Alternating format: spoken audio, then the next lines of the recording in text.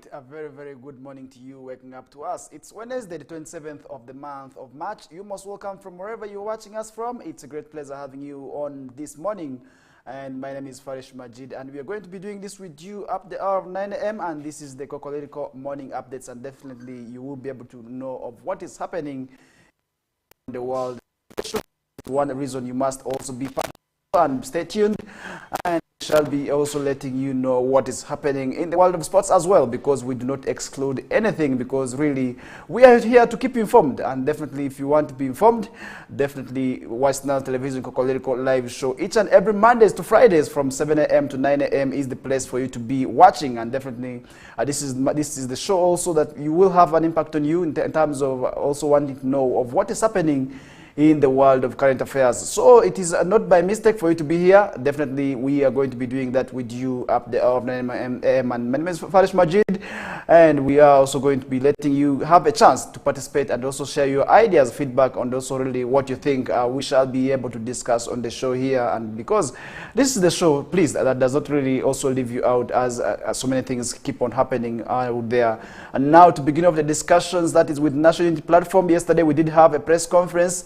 That is Matthias Mpuga, the former leader of opposition in parliament, who was actually ousted by the party.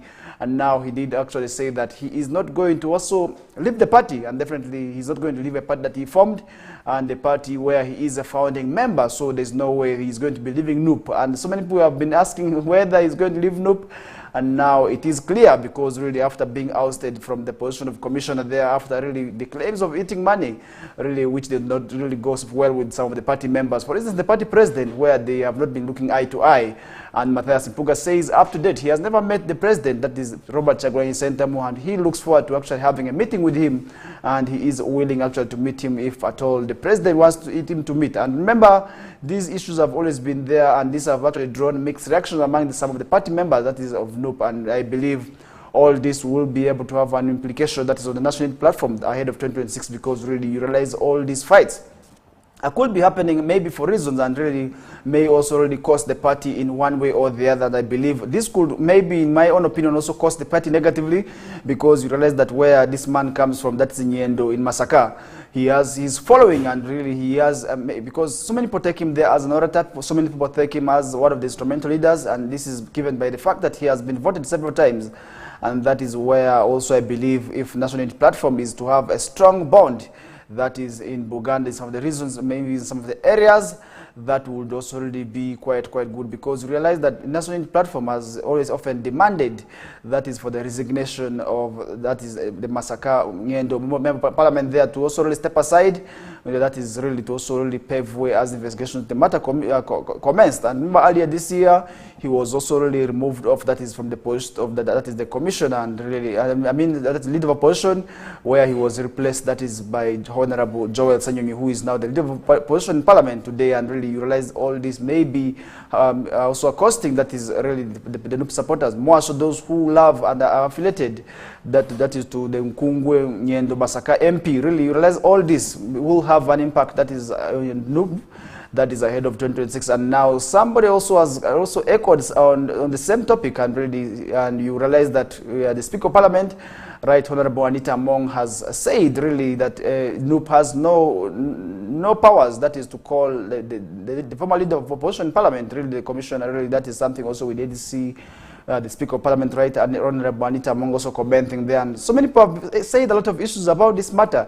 And really, I believe if this matter is not addressed timely, then it may cost the party, which was really, to me, which was really also seen to be the most vibrant and most rising political party after maybe also taking over, that is from the FDC. And really, you realize that most of the opposition groups actually moved and really joined hands with NUP, more so those who are affiliated to the FDC, not FDC, sorry, those who are affiliated to DP, and realize most of them have actually crossed, that is to the party there, and that has also made the party realize its strength. And that is one thing I must also say, if NUP at all is to realize maybe some of the efforts maybe by the people there to also really have trust in the party, then these unnecessary fights, which to me are very necessary, needs to be avoided, because really that would also really be quite good there. And NUP has now said something about the same matter, that we shall follow each other's procedures to get Mpuga out. And this is one thing that we are also seeing there.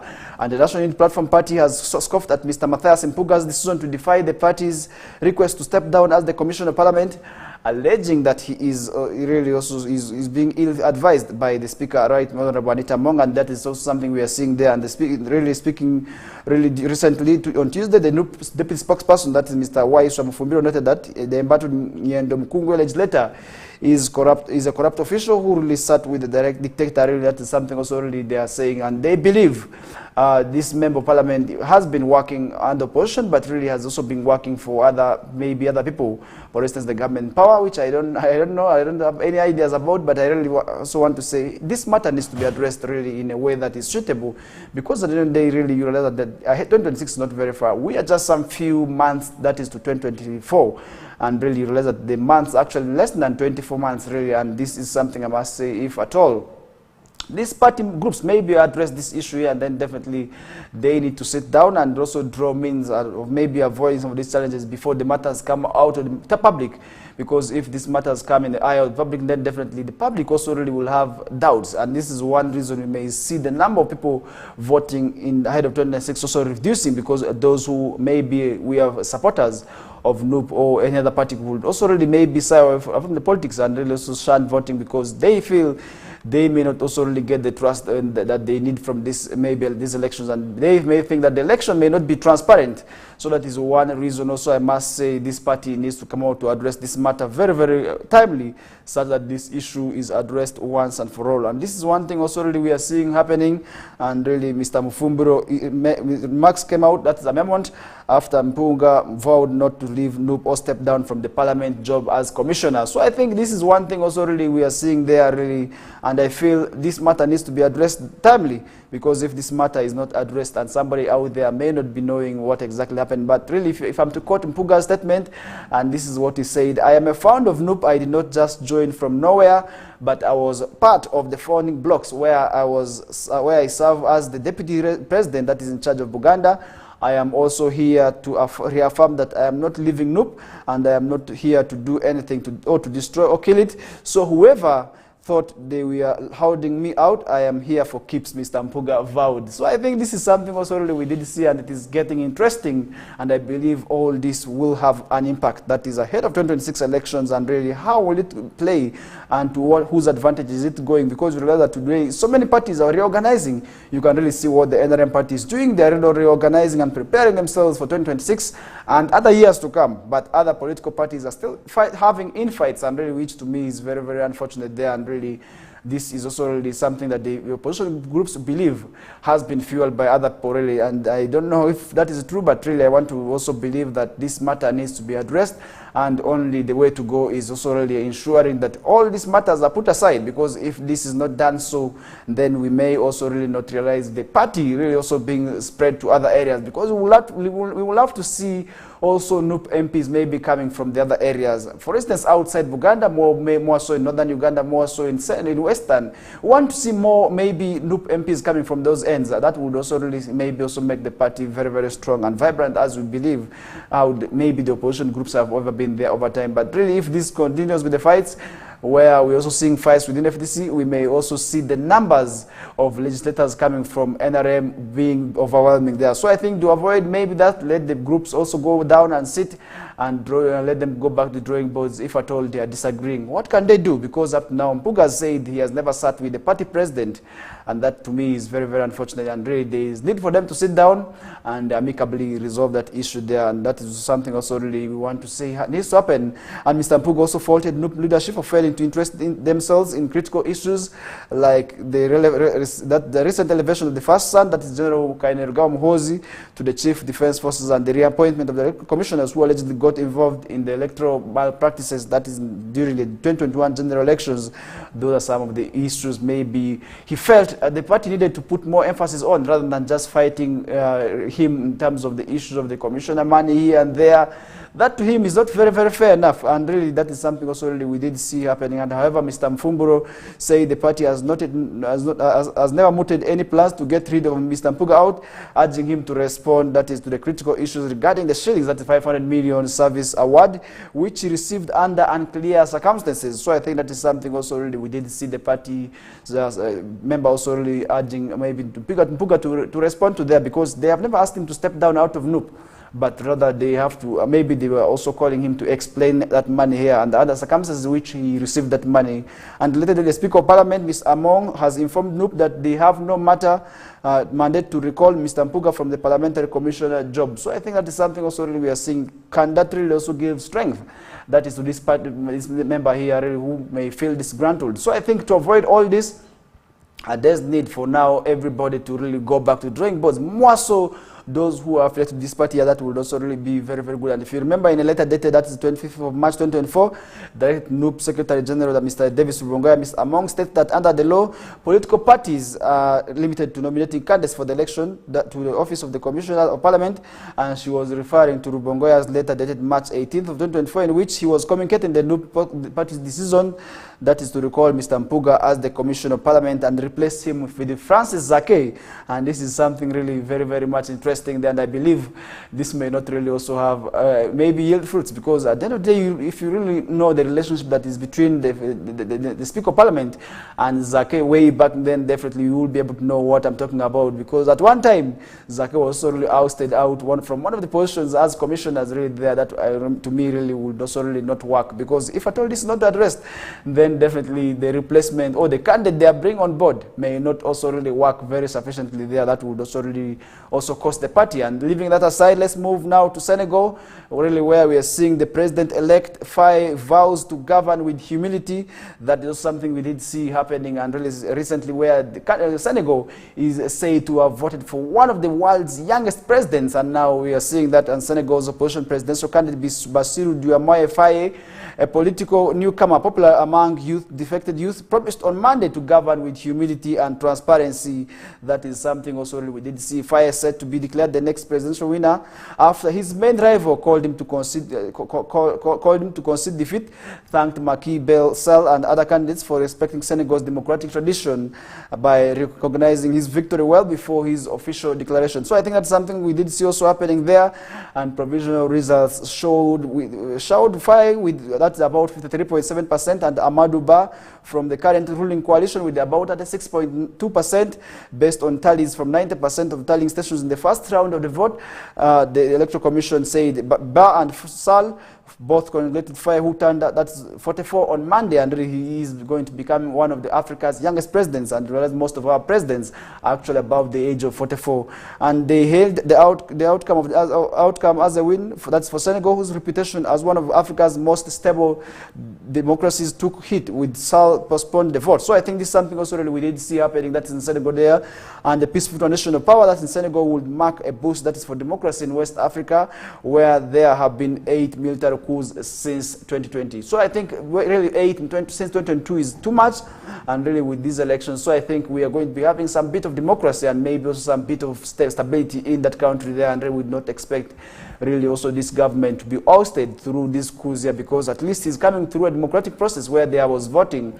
And now maybe if the people from that area also to speed up with the security, that would also really be good. And my call to him would be he should be able to beef up that insecurity, because we realize that West Africa today has a lot of issues where we're seeing some of the countries also really moving away from those countries that colonized them, and they are really also moving away. That is something I must also say has been caused in that place, and that to me has been the one causing instability in that area, because some of these countries fear maybe if these countries move away from there, that is also going to weaken them, because you realize that some of these colonialists also really came with a lot of countries where they imposed a lot of things that are really, to me, were very, very much unfair, because really today you realize that some of the languages that have been spoken in West Africa today may not be able to really stand that is the test of time, but really that is one reason also some of the countries have been preferring to move away from their mother, maybe colonial countries. So I think that is one thing also really could be destabilizing that country there, but I believe now with this electoral process in 2024, after 4 years, really where we last maybe saw the last coup, because that to me has not been very, very good. Some of the juntas that seized power have cut ties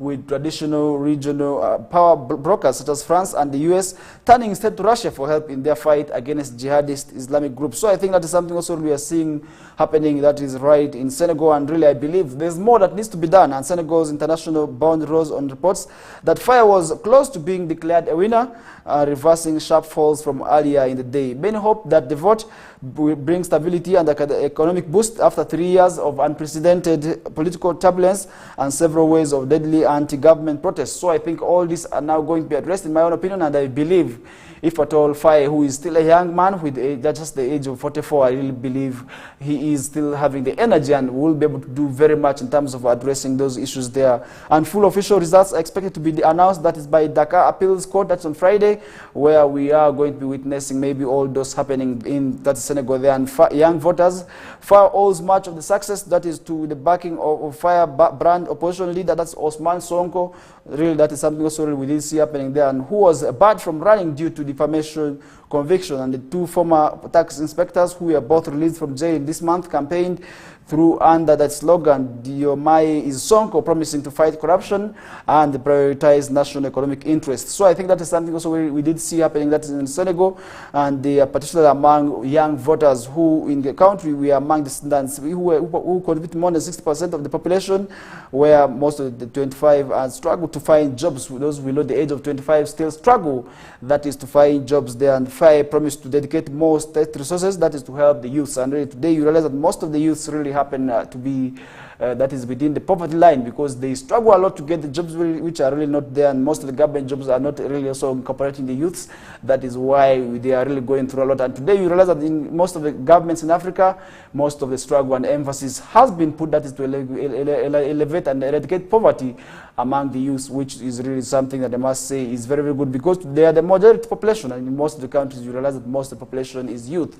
So really, to really also work with them, there's need for them to be empowered. That is one reason. Or maybe if at all you want to take over governments, that is one through process, maybe electoral processes.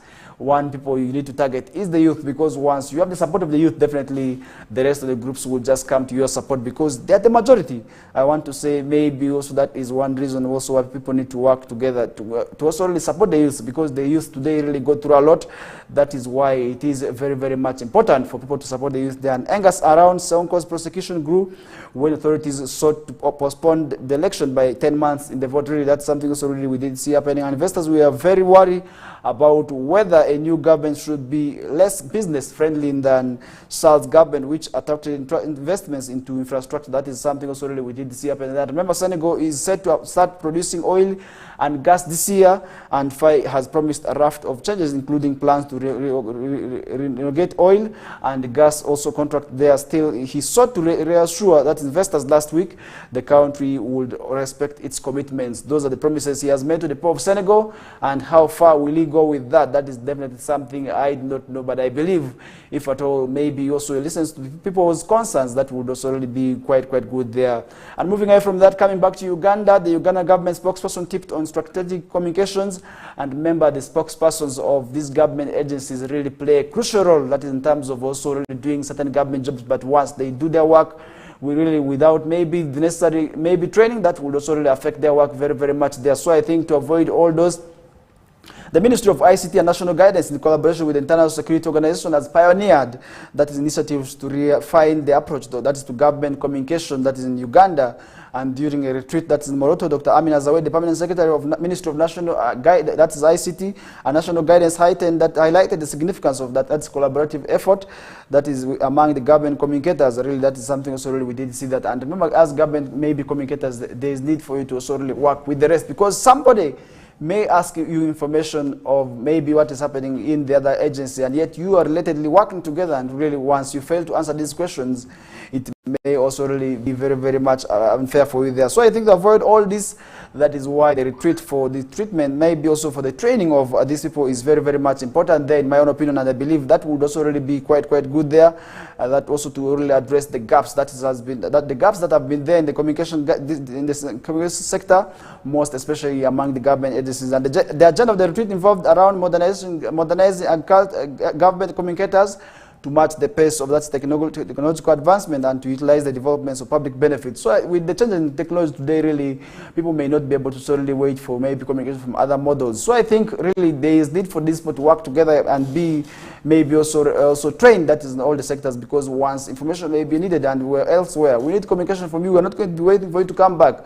That is why the issues of communication also really need to be addressed.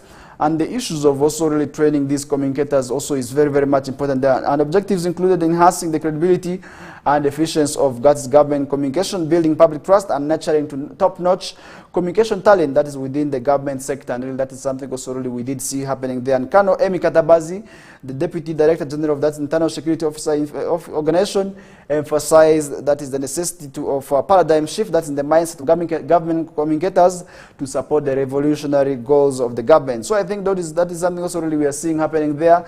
And the gathering also saw participation from Ambrose Biona, the CEO of Sunnybird, who discussed the economic and social impact that's of new cement factory that's in Moroto, projected to be the largest in East Africa and a major employer in the region. So I think really we also saw somebody talking about the benefit of that new factory that is going to be constructed there.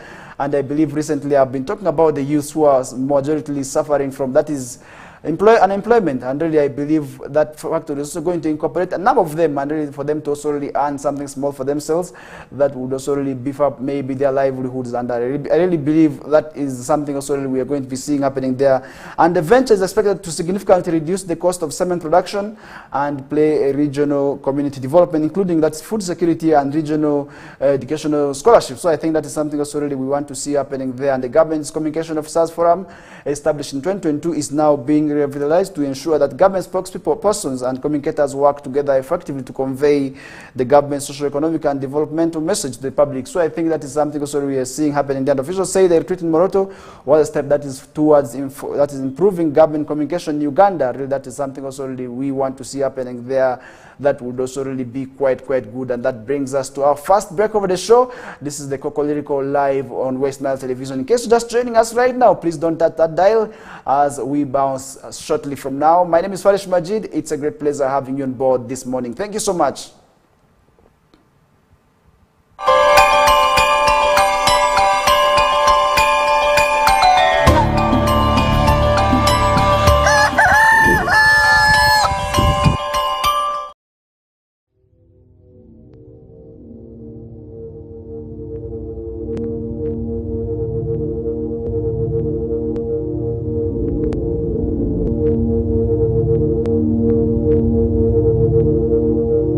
West Nile TV, lighting up the region.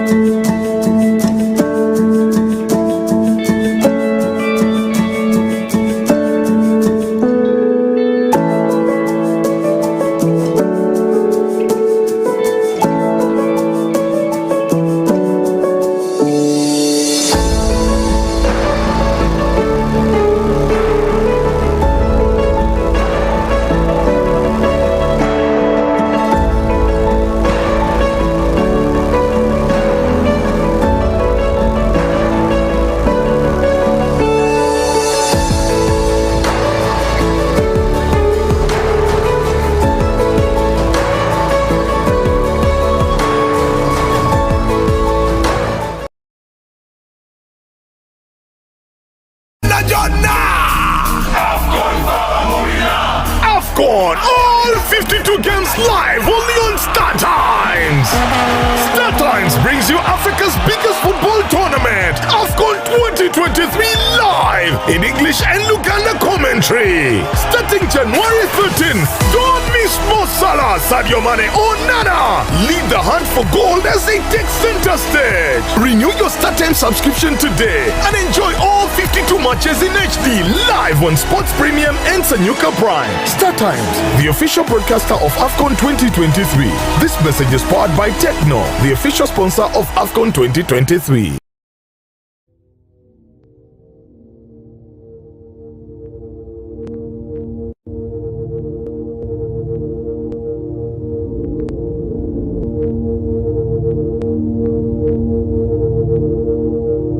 West Nile TV, lighting up the region.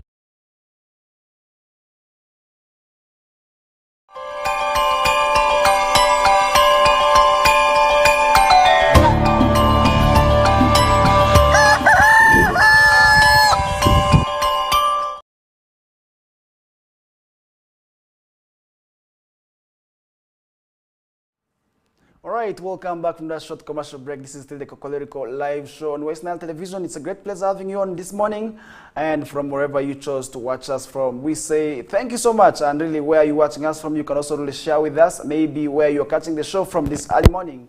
And really, for those who are still on bed, you have to wake up and really also go start hustling for your daily needs, because if you continue to stay on that bed, you may not also really get what you want from that bed there. But really, if you step out of the comfort of your bed, but rather move maybe to the training centers and maybe other areas where you do your hustles, at the end of the day, trust me, God may also really bless you with, and you may also really come back with that sack maybe that contains bread that would also really guarantee you as the breadwinner. So I think really there's no need for people to go and also sit down and really also avoid certain works, and really that is why it is very, very much important for you to step out of that bed and really also go start hustling. But I'm not telling you to go start stealing, because really that is very, very unfair, really, where we did see the police in Arua Central Division arresting a total of, that is 32 goons who are suspected to be the robbers and those who have been terrorizing, that is the Central Division areas, where exhibits of drug abuse, really drug substances, were also impounded. Motorcycles, about 7 were impounded, and really other deadly weapons were also really as well impounded from the groups. So I think these were also arrested as exhibits, and the groups will be paraded, that is in the before the courts of law, for them to face justice at the end of the week. Maybe also really they will be able to also know their charges, and that would also really sentence them to prison. So I think really there's need for the youth to really also desist from certain tendencies, because today you realize that people do not want to hear voices of Senkes in towns.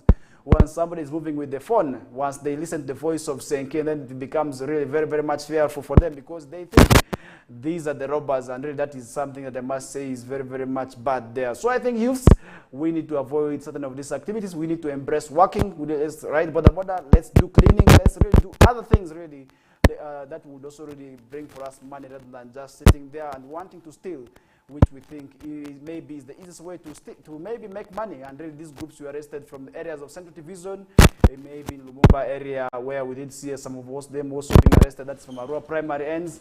That to me was really something that we did see happening, and really I believe that is also one thing that people need to also desist from, because at the end of the day, that is something also really we may not want to see happening. Really, if you move to Arua primary today, those ends of Arua primary where people are said to be robbers, really it becomes very, very much unfair, where everybody now starts living in fear. The women who carry their handbags cannot have peace. Those children who move to school also, I'm also being told that they sometimes also steal their bags, which is really very, very much unfair there. That really is something which we don't want to see. But really, if that is the case, maybe let's first have a look at what Josephine Anguchia, the public relations officer for Arua Central Division, Arua City, and West Nile Police also really made that communications on. Let's first have a look at Josephine Anguchia's statement on the arrest of the 32 suspected goons. That would also really be very, very good there. This operation of yesterday was particularly conducted in areas of Ediofe Mission Cell, Drivers Corner, Air Japan, Arua Primary School area, Lumumba Cell, Adriko Cell, Upper Bibia, and other areas. So in this operation, a total of 32 suspected criminals were arrested, and 7 numberless motorcycles were recovered, including 1 Senke motorcycle, and then dangerous weapons and house-breaking implements were recovered in the process of the operations from the suspected criminals, and some drugs were also recovered in the same operation.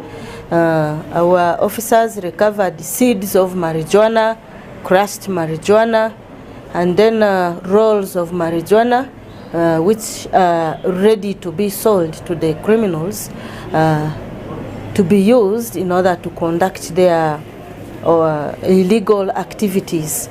So accordingly, some of the suspects were identified to have participated in previous cases of robberies, and since the operation was more of an intelligence-led operation, we were able to arrest some of the suspects who were involved in previous cases of robberies which have been under investigations.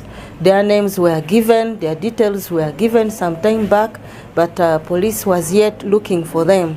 So we are happy that we were able to net them in yesterday's operations. And then the suspects will be charged with various offenses, beginning with robberies, being in possession of marijuana, being in possession of dangerous weapons or house-breaking implements, and then being in possession of suspected stolen properties. So as I speak, inquiries are ongoing, and later on, upon making their case files will be forwarded to resident state attorney for perusal and legal advice, and upon sanctioning of their case files, they will be forwarded to court for hearing. All right, what can be done really to avert this challenge of, that is, the increasing criminal gangs within Arua City? You, the viewer, can share your comment with us on maybe what you think can be done to avert some of these challenges. What do you think needs to be done to stop this? Really, that would also really be very, very good, because today you realize so many strategies have been put, that is by maybe the security agencies and the leaders, to also really bring these criminal cases down. But up to now, nothing seems to be going down, and really the numbers of these goons continue to rise. That's within the Arua Central Division areas. And really, what needs to be done? Definitely, that is one thing I'm also posing to you, the viewer, and what you think also can be a solution. It would also really be maybe of help to the rest of those stakeholders, because your stakeholder, once we do not have peace that is within the city, definitely you may also really suffer the repercussions. Maybe if it's not you, your relative out there could be the one suffering, maybe in terms of losing the property here, because recently I was able to also really see my friend complaining about really losing a smartphone to these goons there, as the guys on motorcycle just came from nowhere and started strangling her until she abandoned, that is, the phone, and gave it to them. And they were able to rush with the phone. And really, how best can we also really avoid this in Central Division and at the other areas? Because really, most of the complaints seem to be arising, that is, from maybe also really the Central Division areas, except in Ivo Division, where there's a councillor who was also really yesterday paraded before the courts of law after being arrested with a gun and other ammunition. So I think that is something we did see very, very much ironic, because as a leader, I really would not expect you to be involved in criminal activities. Really, that is something we must also really say is very, very much bad. We must condemn it, but really he's yet a suspect, and he was yesterday arraigned before courts of law as we await for final judgments. And maybe what the judgment, what courts will declare, will it be declared that is maybe guilty or innocent, is what we are waiting to see. But for now, he's arrested and detained as a suspect, and he's among the 3 people who were arrested, that is from Ivu Division, really also really with that gun there. And according to information, he has, among other charges, also really giving that is false information, because after being arrested, before he being arrested,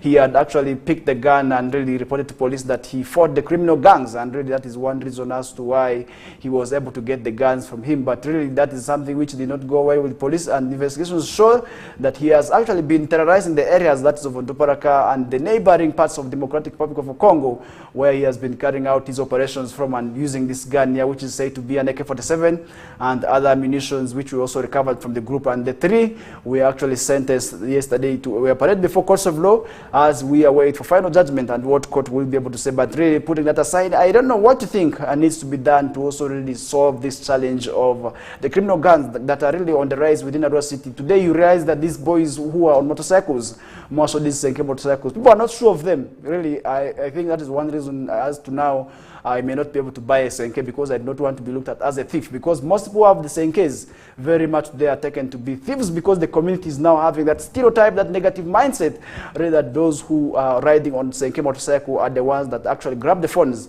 And that is why it may also really become very, very dangerous for you who is actually using the Senke, where you may also really be able to also really explain very much anytime from now, where security may also start arresting you, and so that you can also really defend yourself very, very much elaborately there. So I think for those who are using the motorcycle, really we need to desist from the tendencies of that is the robbery. We need to avoid the robberies, and one way we are going to be able to avoid the robberies is by maybe reporting these cases to police, and then also police needs to arrest this one, really also avoid so that we have a peaceful city, because today really within these city centers, people have no peace, and people really are facing challenges of insecurity, where women have to carry the bags in front of them. You really just look at that inconvenience, where you cannot really have the peace of carrying your bag from your behind. Really, as we used to say backpacks. Today it is a front pack, where you need to put the bags in front of you, where you need to hold it tightly and firmly so that it's not grabbed. That is really how dangerous it is, what as far as women of Arua are going through, because they really, you realize that as you're moving, people keep on reminding you,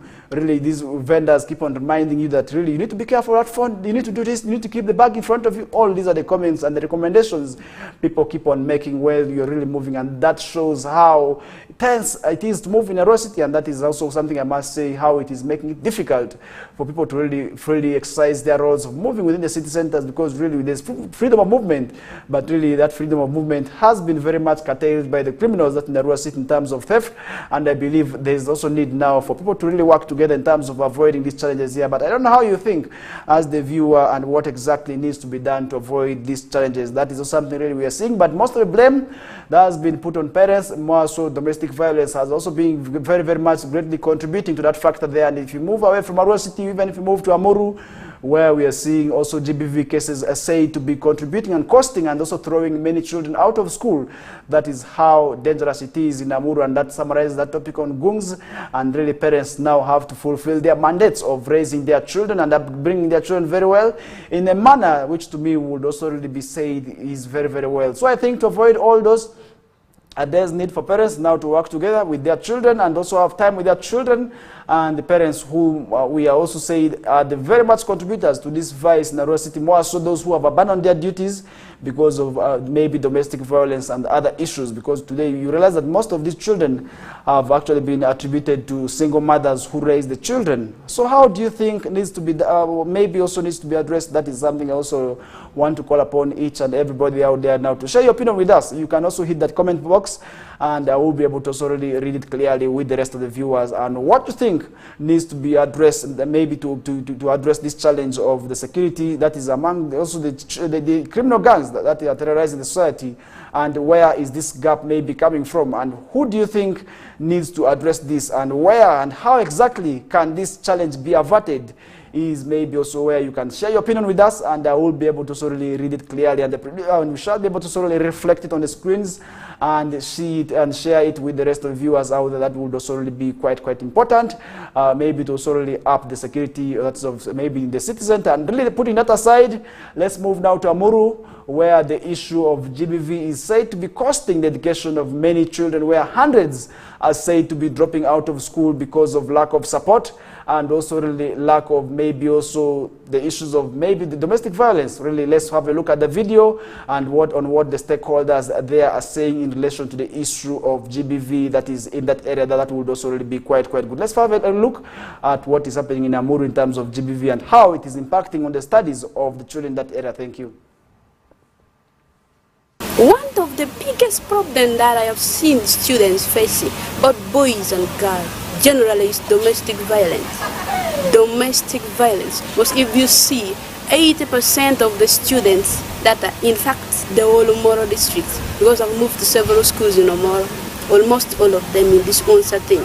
One of the biggest problems that we have come to realize is that most of the students, they stay with their stepmothers. Currently, the biggest problem of domestic violence has brought stepmothers, and stepmothers are giving the worst treatment to people. According to Uganda National Examination Board, in 2016, 1.8 million children were enrolled in primary 1 class, but only 800 were able to complete primary 7 in 2013. In fact, there was a time that I lost hope in life, but what I mean, resilience always stands for me. Because my stepmother chased me from my father, that I have to look for my own place. In fact, she says her eyes does not want to see me because I will repatriate my mother. So what happened? Daddy could not withstand the situation. He had to tell me that, Priscilla, leave. Leave because my wife, I think, is much closer to you, to me than you. I'm one of example. I have the domestic violence in my home. I'm here taking care of 4 children. My husband came and sold off my land, our land. It is a family land. So I'm just, by God's mercy, at least I've now stayed like 8 years taking care of those children. Most of them are not able to pay to the dot the school fees and the requirements. So that affects many areas of studies. One of them is that affects the what? The reporting to school. When the students are supposed to come to school in the first week, you find that other students are coming the second week, others in the third week. And when they come late, they find when their friends have already been given, they have done correction for the previous term assessment. They have also learned something much, so it's not easy for them to cope up. Me, I walk without shoes, my dear. Today I can buy the shoes I want. Just a matter of time. I went to school hungry. Yes, strong resilience. When I start Form 5, Form 6, going to the university, I didn't have the fees. I didn't have the tuition. It was difficult for me. Who came into my help? The Archbishop of Bolu Archdiocese, John Baptist Sudan. There are issues to do with level of illiteracy in the community. When you compare the literacy rate of the men and the women, you find for the women is quite higher than for the women.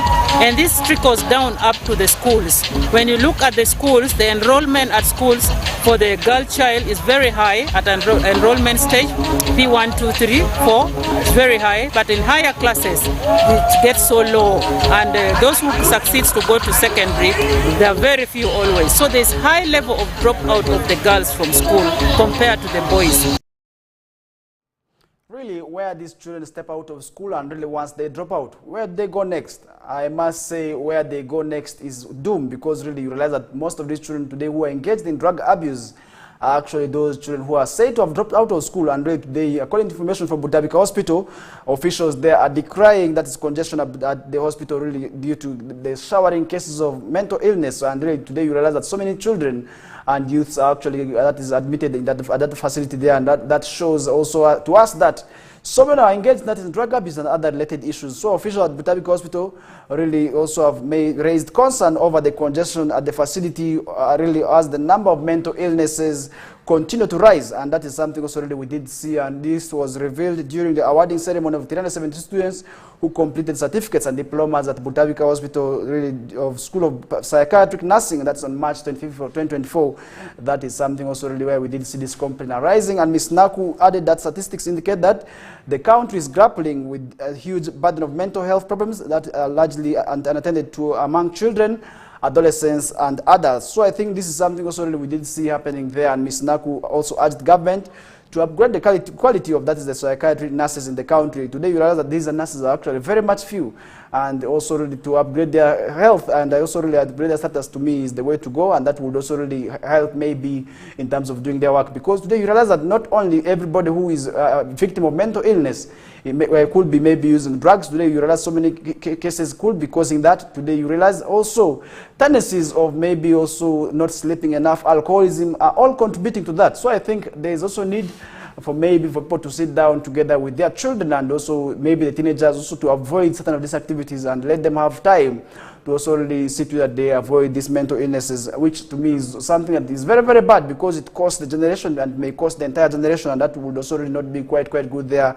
And State Minister for Higher Education, Mr. John Chrysostom Muyingo, said that this has come at a time when the budgeting process has just started, and there is some space to fix some of these issues in the coming financial year budget. So I think that is where we want to also see the funding and budget for that is the psychiatric department of maybe the mental illness that handles mental illness also needs to be maybe upgraded, because today even if you move the health facilities, even right from Arua Hospital, maybe at the health, maybe the psychiatric department, today you realize so many youths are in that place. And really, what does that show? And that means that really so many youth, maybe those who are idle, maybe those who have dropped out of school, are engaged in maybe practices that could also really affect their health there, and that is one reason also they are also falling victim, that is to mental illness there. And I believe that is also something that needs to be done.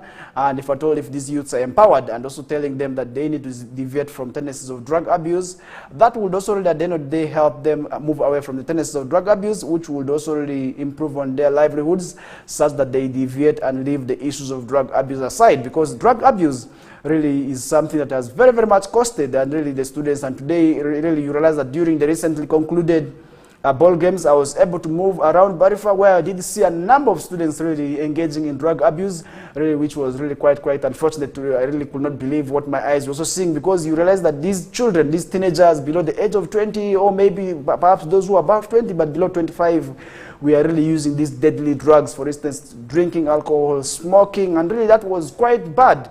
And really, where do this also really fall? And that is something I must also say could be able to lead to mental illness. And really, that is something I must say was very, very much unfortunate for my eyes to see there. But I want to say, let the youth deviate from tendencies of drug abuse, which, because it is not really a good practice, that would also at the end of the day also affect the livelihoods of these children or the youth and adolescents at large. Because that is one thing I must also say. If you move the health facilities, their numbers are overwhelming, and then the status is also not very, very good, coupled with maybe the number of psychiatric doctors, you realize that the numbers are very few and health facilities are not very, very developed. And if you move in these facilities, trust me, you may not also want to see what your eyes could be able to see. If you move these health facilities, right from maybe where I cannot mention names, but at least I've had chance to interact and move into these health facilities where right from the furniture is not really quite good. So I think to avoid all this, and maybe also really finding yourself admitted at that facility which is not really good there, that would also really cost your life.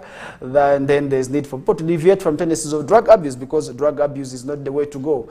And several campaigns have already been put in place that is to avoid drug abuse, but we are seeing the numbers going up, and really that is something I must say is not good. Because when during the recent operations by Arua police, you realize that a number of drugs were impounded. Really, I was able to see sacks, and really those that were already refined and really ready for sale really also being impounded.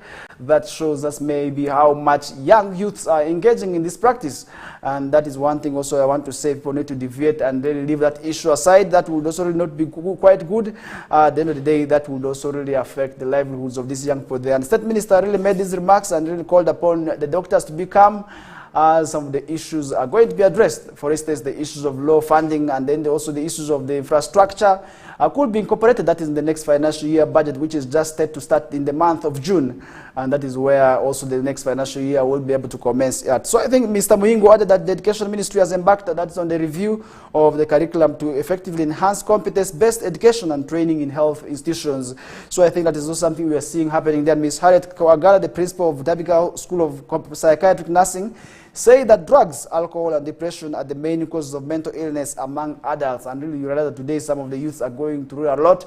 They feel depressed. For instance, the issues of also peer pressure, where you are seeing your friends okay, and for you feel you're not really also blessed, and you may also really get depressed there. And once you're depressed, coupled with issues maybe at home here and there, you really feel that you may see you starting to run mad, and people may also start thinking that you're into drugs. Yet that is the issue of depression, because really without support, that is where we're also seeing most of the youth engaging in that practice there, which to me is very, very much unfortunate, because drugs really continue to eat up the society, really, where we are seeing the youths who are said to be having the energy also engaging in that drug abuse there, and they become redundant the training centers, and where this is where we are seeing issues of our Fazuere emerging, which is really very, very much unfortunate there. But really, to incorporate these youths to work is the way to go. And really, if government comes up with the strategies of skilling these youths, and also not remaining that skilling alone, and also really empowering them, to me, that would be the way to go. And really, after empowering them, where next the youths go? That is something always people do not also mind about them.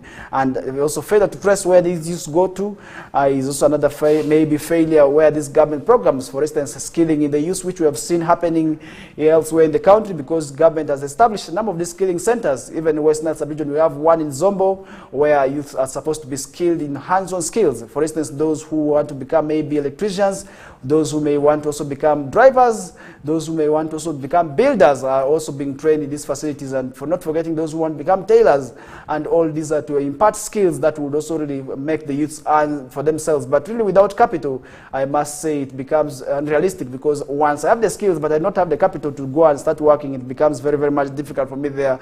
So I think also for government to also really keep these youths busy, because they're the ones majority engaging in criminal activities.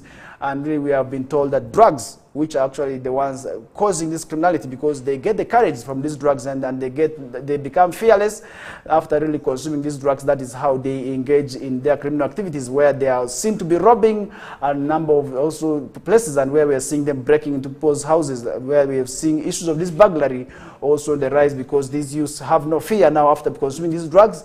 We see them actually very, very much energetic and vibrant. They're also taking the activities there on the streets, where we're seeing them actually snatching handbags, which is really very, very much unfortunate. And I believe if government is to come up with the strategies, and I want to call upon each and every leader out there now to reunite and also really join hands together, so that the youths who are said to be bad, in my area, Central Division, really this is where most of the issues are emerging, because at least I come from Central Division, I must not deny that. But I believe this is where most of the cases are supposed to be, are said to be coming from.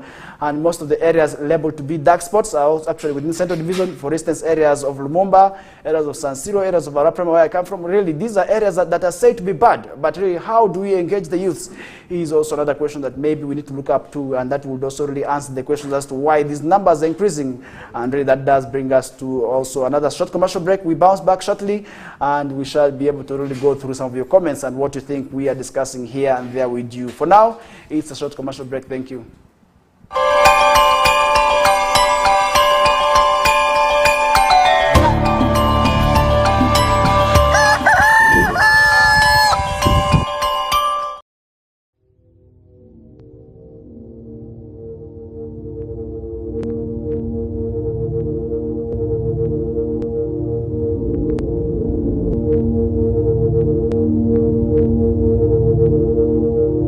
West Nile TV, lighting up the region.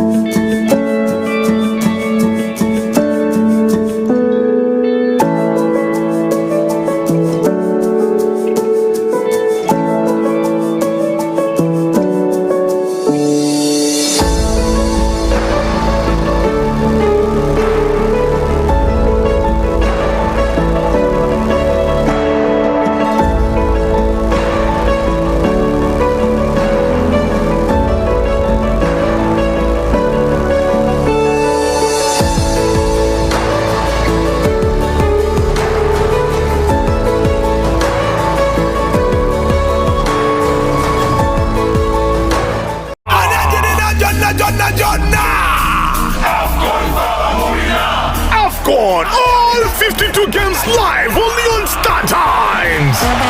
Star Times brings you Africa's biggest football tournament, AFCON 2023 live in English and Luganda commentary. Starting January 13th, don't miss Mo Salah, Sadio Mane or Nana. Lead the hunt for gold as they take center stage. Renew your Star Times subscription today and enjoy all 52 matches in HD live on Sports Premium and Sanyuka Prime. Star Times, the official broadcaster of AFCON 2023. This message is powered by Techno, the official sponsor of AFCON 2023.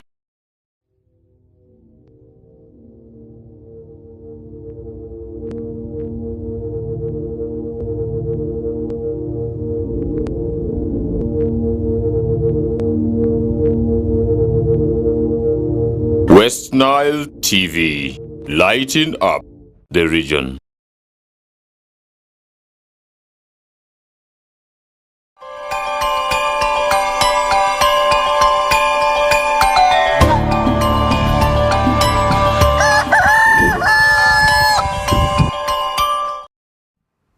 Alright, welcome back from that short commercial break. Earlier on, we are discussing the issue of these thieves and drug abuse among the youth, and really how best can we also avoid this.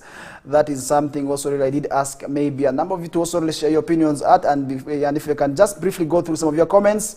And for those who have shared your comments with us, I do have Alionana Dennis says he's catching us, that is from Makerere Business Institute, and he says thanks for the update. And we also say thank you so much for watching the show as well. And I do have Asiku Ben, he's watching us, that is from Kampala. You just say thank you so much, Asiku. And not forgetting that is Engamvile Alfred Raul, who says good morning West Nile Television. We also say good morning to you as well for watching West Nile Television.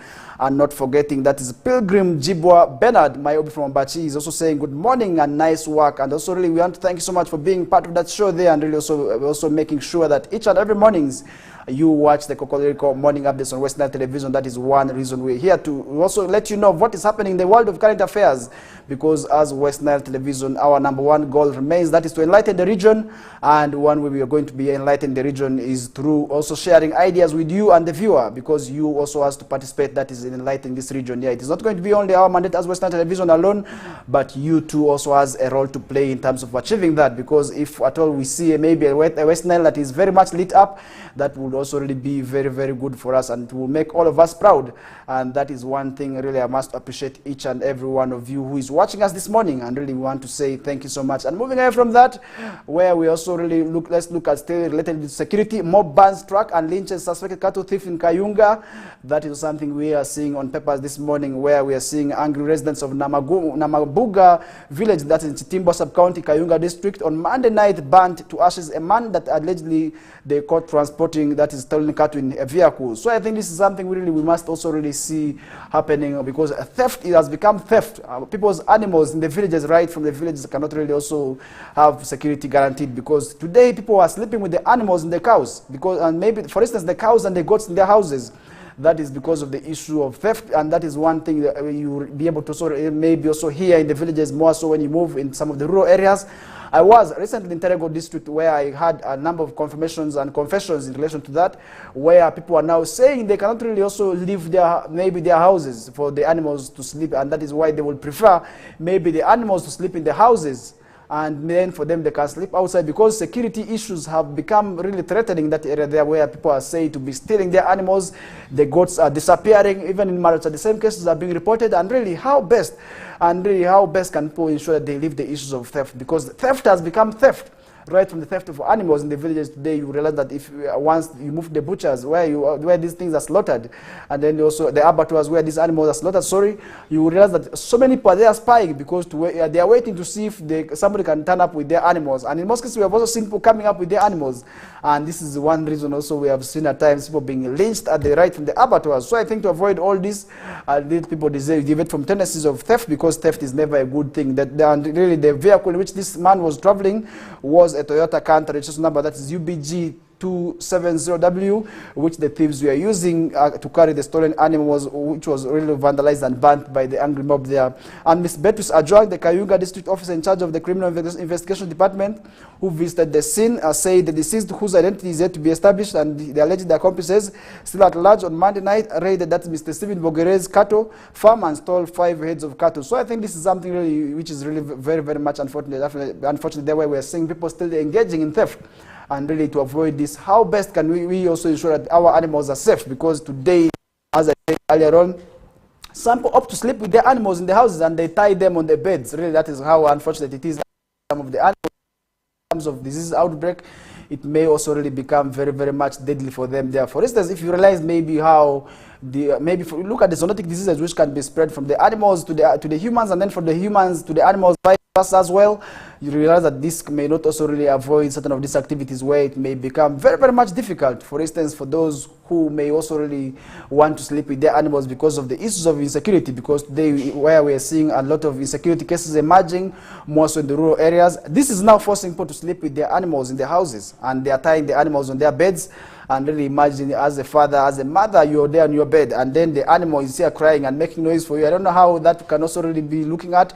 I don't know how it will appear to you, maybe also really how you start making imaginations of how that is really happening there. But really, I must confess to you, this is reality. We are seeing it happening in areas of Terego, and also not forgetting other surrounding areas. For instance, in Madiokolo, we have also had some certain of these maybe cases also being reported, and not forgetting Maracha, where we're also seeing these issues being very, very much raised there. So I think to avoid all this, people need to ensure that they deviate from tendencies of theft, and then we need to avoid theft, because theft is one thing that I must say could be very, very much costing for them in terms of also really security of their animals. And at the end of the day, we want to see security, and really how, if people are safe, that is something that will also make us very, very much proud there. But once people are like that, where people do not have peace, and then definitely we may also really not be able to also really realize what we were talking about, because we're talking about socio-economic transformation, because the president's #1 goal in this era remains, that is to uplift each and everybody's status, and where he wants to see everybody maybe living that is above the poverty line. But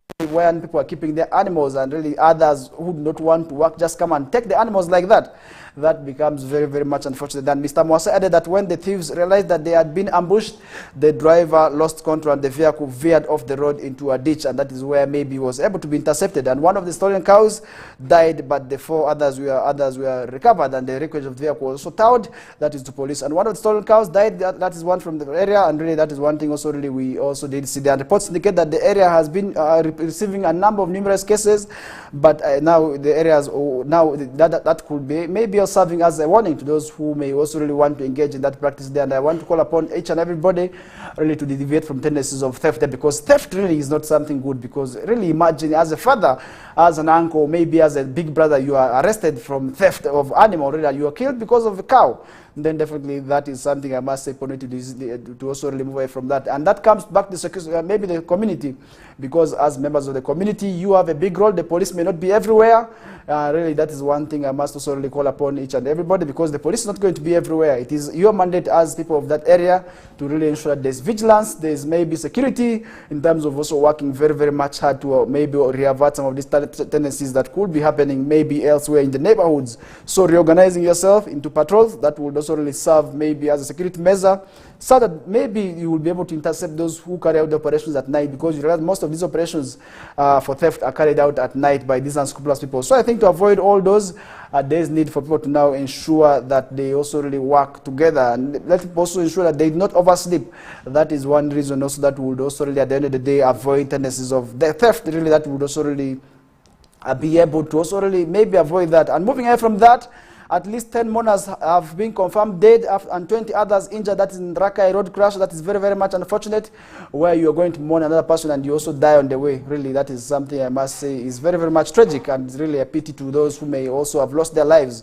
And police in Rakai district are investigating circumstances under which at least 10 people have died in a road crash on their way to, that is a burial site in the neighboring district of Isinjiro. That is one thing we did see also there. The Fuso truck, the driver of the Fuso truck, which was really carrying 35 residents from the villages of Sanje, Chigombolo, and others, that's from Chiarungira sub-county, Rakai district, is said to have lost control before it overturned several times, killing 10 occupants on spot and leaving several others dead, and others also really with severe injuries. Sorry, and really that is something we did see happening there. The Tuesday crash happened, that's at around 1 p.m. at Luabaganda Central Cell, Diango Town Castle, on the border that's within Isingiro and that's Rakai there. So I think that is something also we did see happening in that area there. And Dr. Paul Nwamanya, an eyewitness, said the vehicle was moving at a terrible speed before the driver lost control. So really there is need for people to also really avoid tendencies of overspeeding. Matters we need to find maybe the barrier, because this is where we see people wanting to catch up with time, because they see the barrier is at 1 p.m.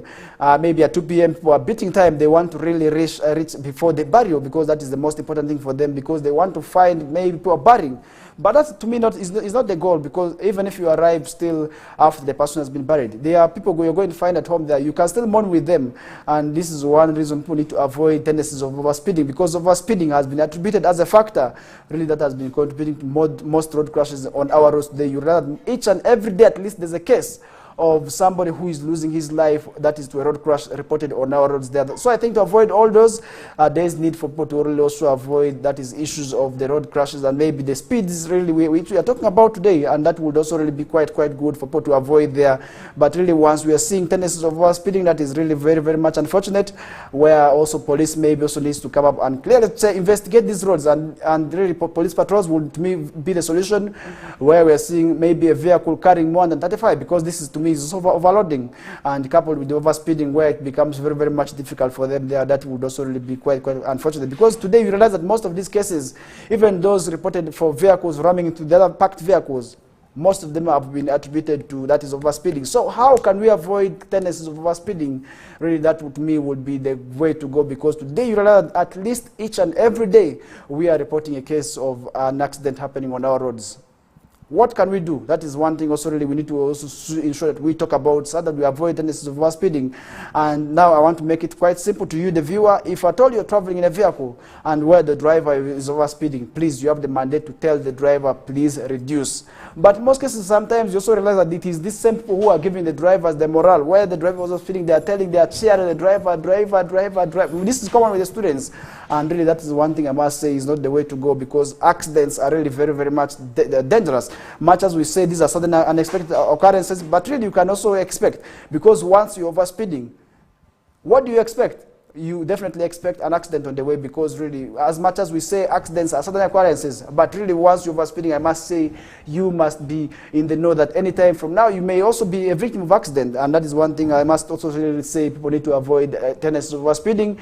They need to tell the drivers to avoid overspeeding, so that at the end of the day we do not leave somebody out there maybe dying in the hands of maybe accidents, and then maybe also we do not also have tendencies of people becoming injured as a result of accidents. That would, to me, would also really be quite good. good. And the crash comes nearly 2 weeks after another truck that was carrying at least 100 students of St. Paul Kasoro Secondary School in Chankwa district overturned and killed one student, leaving several others with injuries. So I think that is something also we did see happening in that ends of Western Uganda there. But the victims, we are heading to Butemba College, Butemba Town Council in the same district, or that's on to take part in the 2024 post-primary football competitions. And really, this is something also really I must say people need to deviate from and move away from that tendencies there, because at the end of the day, if people are engaging in that such practices, definitely that would also really be quite unfortunate there, and that to me would also really not be quite good. And moving away from that, coming back to home, now let's move to Zombo, where there's hope as Chambogo University finally takes over by the town core PTC, is where we're also seeing hope there. Really, that is one thing I must also really say. It's quite good, because we realize that recently government of Uganda did dissolve most of the PTCs, and where most of them we actually incorporated among the universities and other top learning institutions, because now for you to become a teacher, you must at least have, that is a degree as a requirement. And most of these primary teachers colleges were actually training certificates and diplomas. So I think with this we are going to be more so witnessing maybe standards of the facility now improving, and really if we can get what the stakeholders from that line are saying, that will also really be quite good as we bounce back with other topics. Let's first have a look at what is happening in Zombo, where by the core PTC is now being overtaken. That is by Chambogo University, where we're going to be seeing maybe also the facility improving, where we're also going to be witnessing some of the tutors coming from Chambogo also to really also ensure that the learners from this region who want to become teachers, who may also want to enroll in that facility, could be attaining that kind of education that they want as required by the government of Uganda. Let's first have a look at what is happening there. The dream of having Chambogo University Study Center in Western Nile Sub-Region's border district of Zombo at the Primary Teachers College has come true after the university, for the first time in history, took over the management on Monday, 25th March 2024, during the handover ceremony held at the former PTC ground by the town council. People of Zombo district across board showed their unanimous commitment to have the institution at the defunct Paida Primary Teachers College in Paida Town Council without any further ado. Initially, there were cases of mixed views from Greater Nebi community after a section of cultural and religious leaders in Greater Nebi rejected the plan by Chambogo University to establish their study center at the facility in a second consultative meeting that brought together some stakeholders, politicians, religious leaders, and officials from the Ministry of Education and Sports. This positive move by Chambogo University comes after Zombo District Local Government on the 31st of May 2023 passed a resolution to hand over the facility to Chambogo University in a council meeting. Aluka Margaret Ogwalao, the former principal by the Primary Teachers College, was overwhelmed with the unity of stakeholders in Zombo District for accepting the institution to be used by Chambogo University. This has been the long-awaited day, which was making me and all of my body members and other stakeholders of this region to be on tension. We have been on tension from the time they announced the phase out and the repurposing of the college. We have been saying when is the day, and we rest. Most especially serving without money being given to you, without even salary for all of those months. Because the district also withdrew, saying you are no longer with us. And the minister had not yet put us right. Mr. Vincent Ochaya, the Deputy Prime Minister Alur Kingdom, who represented the King of Alur Kingdom, said that with the commitment he has witnessed, there will be hope for quality higher education in Alur land. Things were suffering, but we were also popular. So after very many years of this also, I want to say that His Royal Majesty actually is welcoming this university for one major reason. It is within our Kerala strategic plan of promoting education right from the infantry to the last point. So you have just simply finished this mission. Professor Eli Katunguka, the Vice Chancellor Chambogo University, who was the chief guest, expressed happiness about people of Zombo District for welcoming the learning institution.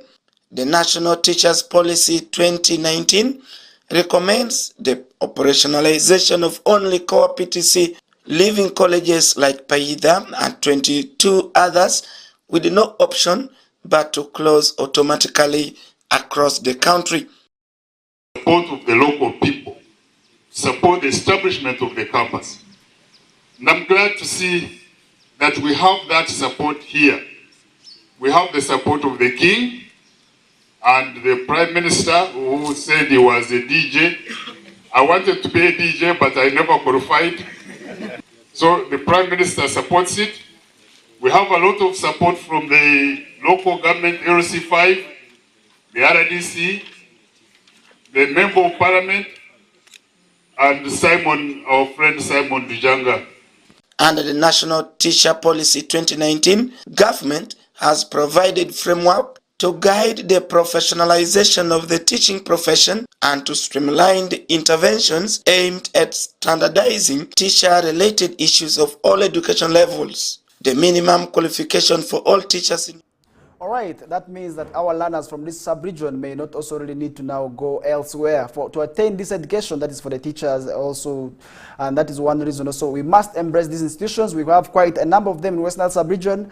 That is why our learners need to now embrace this, and because we need more teachers. Without teachers, then definitely we may not have the kind of maybe other professions, because teachers are the backbones of the rest of the professions.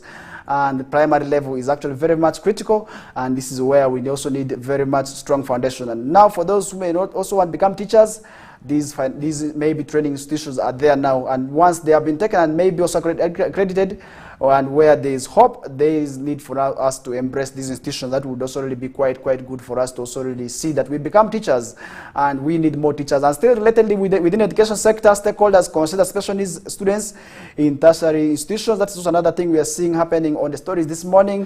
And Nantongo, not a real name, that is a visually impaired student at one of Uganda's universities. It represents a margin of students with special needs in universities. So I think that Nantongo was admitted to a business course under government sponsorship, regardless that she was a special needs student, and she still had the requisite points despite her great performance that is in the A-level exams. In 2021, she's struggling with poor grades at university. She's very active in class and encourages her colleagues to perform well in exams.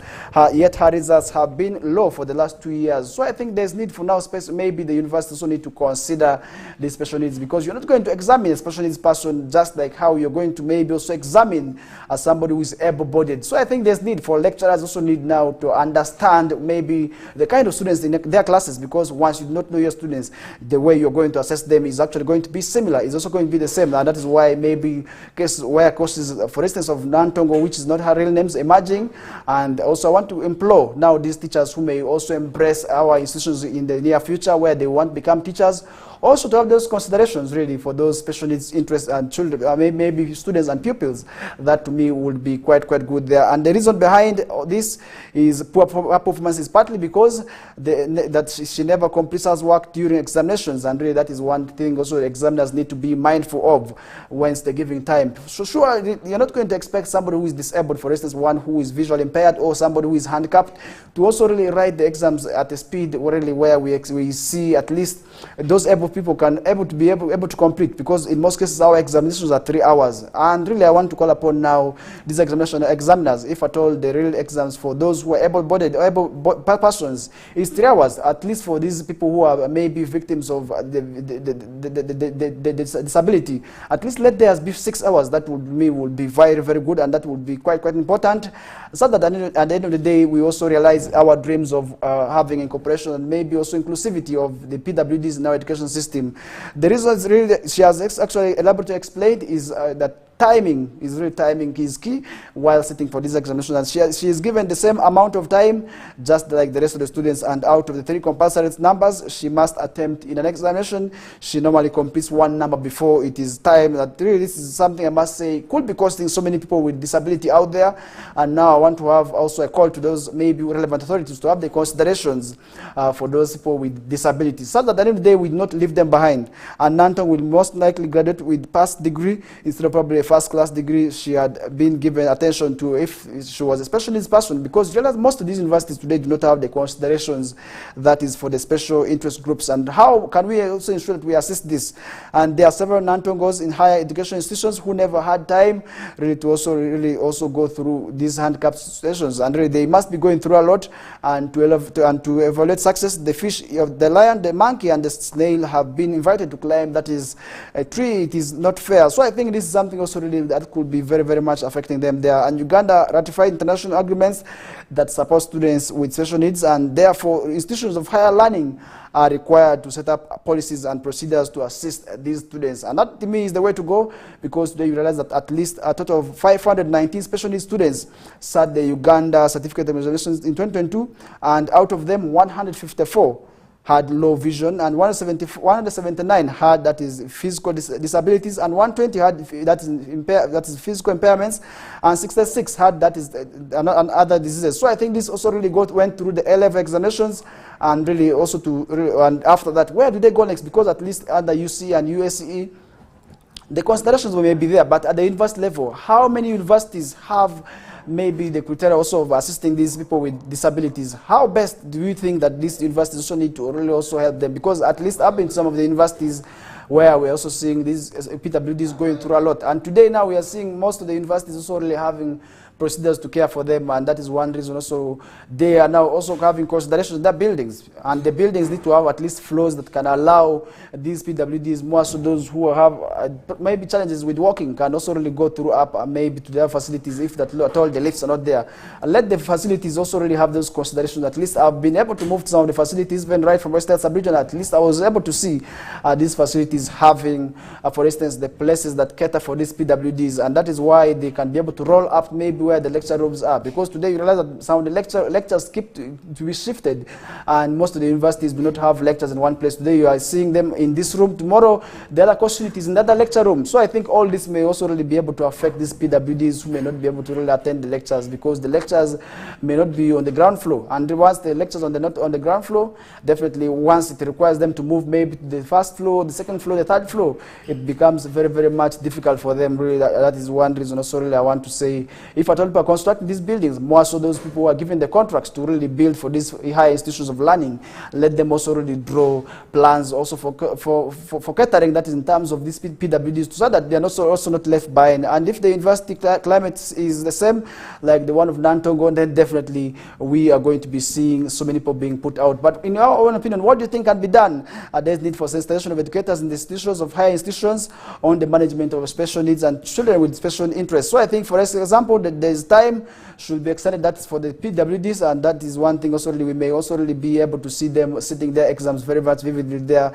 And also there is need for them to be a list of admission officers so that profile students with special needs, because some of these examiners may not be knowing exactly who exactly is a special need in the classes, because you may see somebody is physical and looking well, but this person has at least a physical impairment, and I believe all this needs to be helped, and really if at all it is helped, and then definitely we may also really see the inclusivity we want to see in our education sector, because if that is not the case, then definitely there is more that needs to be done, because beyond teaching and learning, there should be a fund that supports, that is the special needs students in the institutions of higher education with items such as that is hearing aid devices and other glasses that can assist these students also really to learn in their classes, because today you realize that most of these students also go through a lot.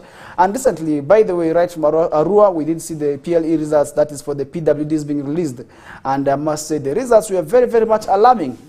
And I was able to move to some of the schools. For instance, I was able to move to our primary school where at least 6 pupils, that's the PWD category, sat, but really the exams were very much alarming. And the DFA boys, also the same cases were registered, and other schools that also have the considerations to sit for this special interest.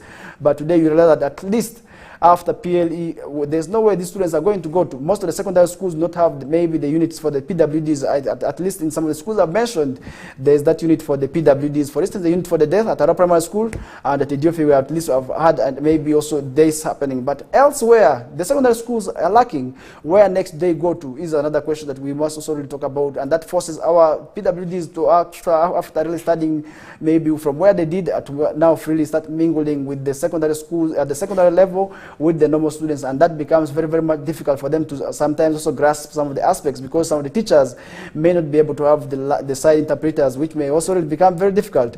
And really, I want to call upon now each and everybody to support the special needs education, and really also really through maybe also the schools recruiting, that is maybe the side interpreters, such that when the teacher is teaching, those special interest groups that are in class are also learning. That really brings us to another short commercial break, and when we bounce back, we shall be able to continue with the rest of the program. Thank you.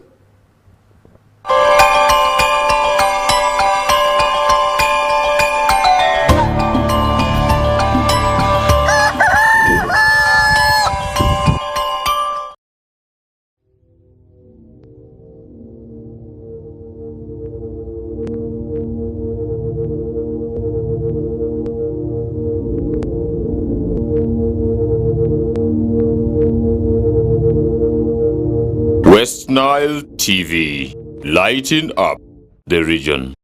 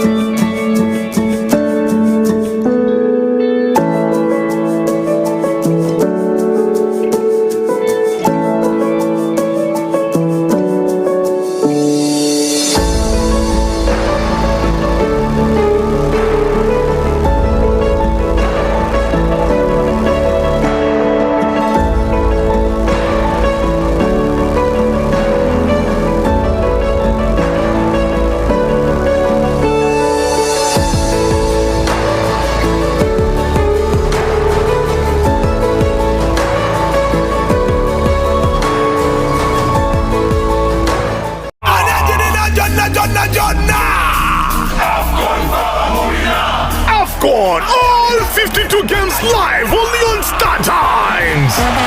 Star Times brings you Africa's biggest football tournament, AFCON 2023, live in English and Luganda commentary. Starting January 13, don't miss Mo Salah, Sadio Mane or Nana. Lead the hunt for gold as they take center stage. Renew your Star Times subscription today and enjoy all 52 matches in HD live on Sports Premium and Sanyuka Prime. Star Times, the official broadcaster of AFCON 2023.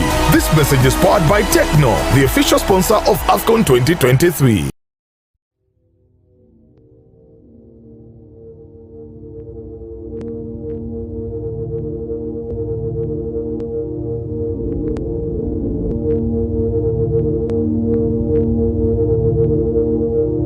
West Nile TV, lighting up the region.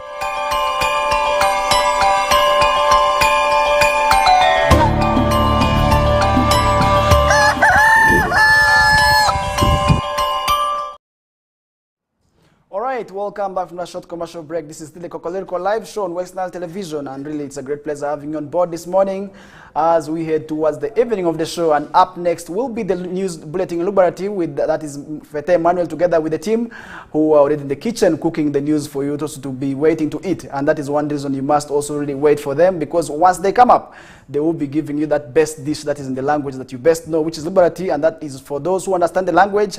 You must also really be waiting for them there, because they are really in the kitchen, as I said earlier on, preparing, and I can see him smartly dressed and trying to also organize himself so that he comes and gives you that in the best way.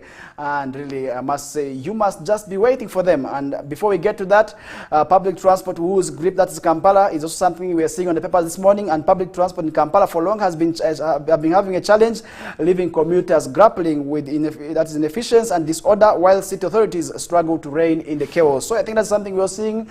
And for over years, the public transport system is in Uganda's capital city, Kampala, has plagued by issues ranging from overcrowding and unreliable schedules for safety concerns. So I think this is one thing we're also seeing. And for those who use the taxis, and if you move to Kampala, you will realize that the easiest and the cheapest means to travel is by use of taxis. And these commuter taxis are actually playing a role, and really in terms of making it very cheap, but where we're seeing also them becoming very much challenging, coupled with the numbers in the rise of the numbers of border borders, and where we are seeing a number of motorcycles also really emerging, and the numbers of taxis are also as well emerging. It becomes really very much crowded for the city there, and that is one reason also there's need for the buses to be brought on board. And I believe to avoid also congestion that's in that city center, and to bring on the congestion within the city center, there's need for these buses to be brought. And really, once these buses are brought, that to me would at the end of the day also avoid tendencies of this overcrowding that we're talking about, because they realize that Kampala is very, very much overcrowded by these taxis. But now the challenge goes back maybe to the final users, because those who travel by the means, who are the majority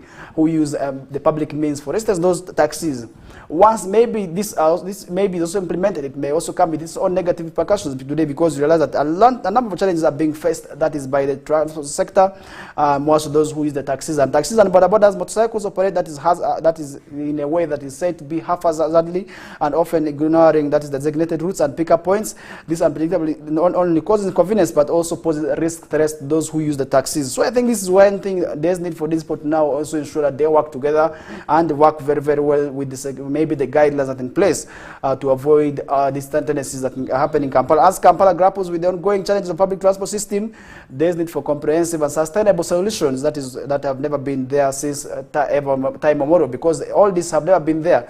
Several initiatives have been made. Up to now, nothing has been done. Kampala continues to remain as it is. And you realize that maybe efforts to also really kick off some of these taxis off the roads have never yielded fruits, and we see them coming back on the roads. What is the gap? Where is the gap in terms of that? And this has also been maybe said, some of these taxis from some of the people, and I don't want to mention that, but these are rumors, these are allegations, but really I want to say that could be maybe the challenge, because really all this is happening, and we continue to see the numbers of taxis in the city centers rising, and they also continue to also violate some of these issued traffic guidelines that are in place. We have seen efforts, for instance, reorganizing the stages. At one time we saw some of the stages being moved to one area, others being brought here. For instance, look at the taxi parks. For instance, the new and old taxi park, strategies have been made to develop place, and we have recently seen those places being developed, but the issue of overcrowding continues to go on, and nothing has also been done to avoid this. And how best maybe can we avoid the congestion in the city center there because of these taxis and border borders who continue to also work without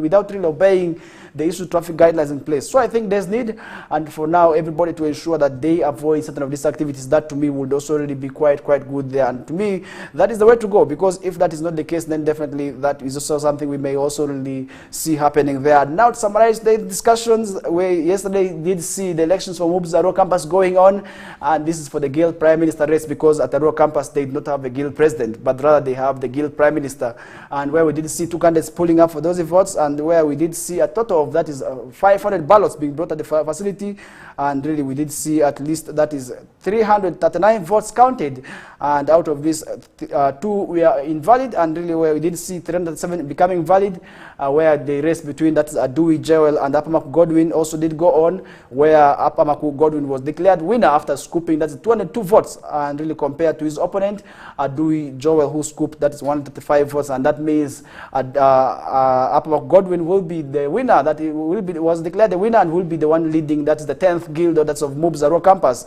And we also did have the Minister for Gender and also really other disability also going on, and where we did see 500 votes or ballots also being brought, and where we did see a total of 340 votes were counted, and 2 invalids were also registered, and where we did see the candidate where the rest that was tight between, that is Mungufeni Innocent and Atimaku Lazaro also going on there, where we did see Atimaku Lazaro scooping, that's 258 votes compared to Mungufeni Innocent, who scooped 80 votes, and that means that Atimaku Lazarus will be the next Minister for Gender, that's MUB's Arua campus, after really also where you will be able to pick up that from the 10th guild there. So I think that's something also that we did see going on yesterday at MUBS, and we shall be able to sort of let you know of maybe how they will be sworn in, because we wait for them to be sworn in, and these 2 guild candidates, we recently had them on the show here, where they actually explained a lot during their presidential debate, which I actually hosted on the same show, and really I believe, yeah, this is maybe the reason as to why the voters decided on whoever they would have chosen to vote. But I want to say these leaders need to work together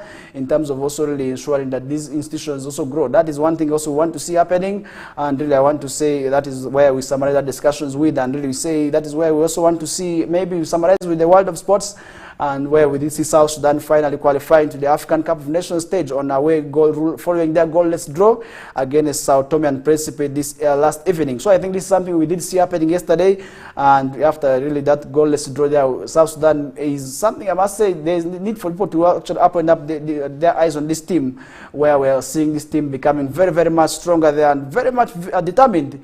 And to me, that is something I must say it needs to be talked about, because if we don't talk about sports, then definitely we may not also really talk about certain things, and really realize that most of the schools, most of the districts, I mean, have now known their winners who are going to be representing their districts at the various levels. That's the regional level come anytime soon from now. That will be taking place. That's in Koboko, and I believe now most of the districts have actually now identified their winners. And the last one that came on board yesterday was Moyo, where we did see actually the winners of that side also really identifying their city and maybe their representatives. That is to the next level there, and I believe that is something that we to talk about, and we shall be able to let you maybe which team will be able to win the regional league, and these are the ones that will represent us at the nationals. And that is one thing also really we want to say, let these schools take these things seriously, so that at the end of the day there is nobody left behind. So this is one thing I also really want to talk about, and now some other discussion with what is happening at the international friendlies, where we are seeing a number of games and really going on there. Algeria did play with South Africa. The game ended 3-3.